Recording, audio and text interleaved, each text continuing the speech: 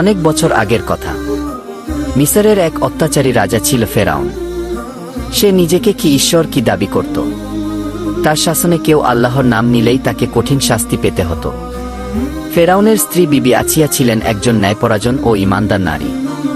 তিনি গোপনে আল্লাহর প্রতি বিশ্বাস রাখতেন এবং ফেরাউনের পাপ কাজগুলোকে কখনো সমর্থন করতেন না। তিনি ছিলেন হযরত মুসা এর একজন গোপন অনুসারী।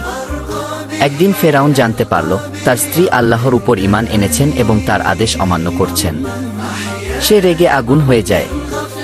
রাজকীয় সৈন্যদের আদেশ দেয়, তাকে এমন শাস্তি দাও যাতে আর কেউ আল্লাহর নাম নিতে সাহস না পায়।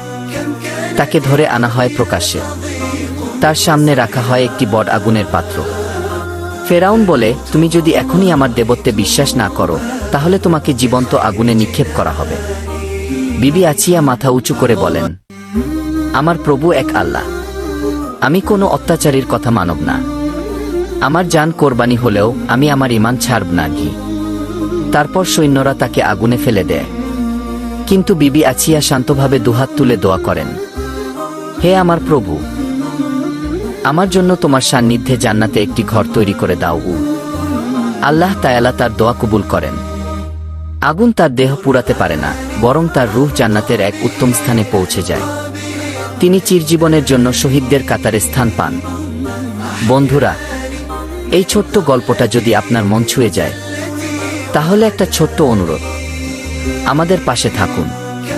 আমরা এই চ্যানেলটা বানিয়েছি শুধু আপনাদের মুখে একটু হাসি আনার জন্য, আর কখনো কখনো চোখে একটা বিন্দু জল এনে দেওয়ার জন্য। জয়লথুনে আমরা সপ্তাহে 3টি নতুন নতুন ভিডিও বানাই, যেগুলো হয়তো আপনাকে আপনার শৈশব মনে করিয়ে দেবে, অথবা এমন কিছু গল্প বলবে যা আপনি মনে রাখবেন সারা জীবন।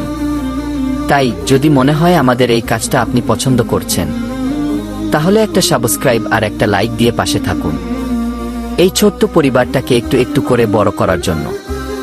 আপনার এক ক্লিকই আমাদের নতুন গল্প বানানোর শক্তি। ধন্যবাদ সবাইকে। পুনরায় দেখা হবে আরেকটি মনের কথার গল্পে। সাবস্ক্রাইব করো জেলি টোন, প্রেস করো বেল আইকন।